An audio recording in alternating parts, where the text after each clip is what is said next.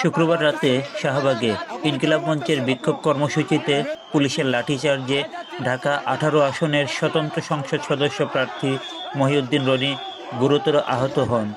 শহীদ শরীফ ওসমান হাদী হত্যাকাণ্ডের বিচার এবং জাতিসংঘ নিয়ন্ত্রিত তদন্তের দাবিতে বিক্ষোভকারীরা শাহবাগ মোড় অবরোধ করলে পুলিশ তাদের সরিয়ে দিতে সাউন্ড গ্রেনেড, টিয়ার শেল এবং লাঠিচার্জ শুরু করে।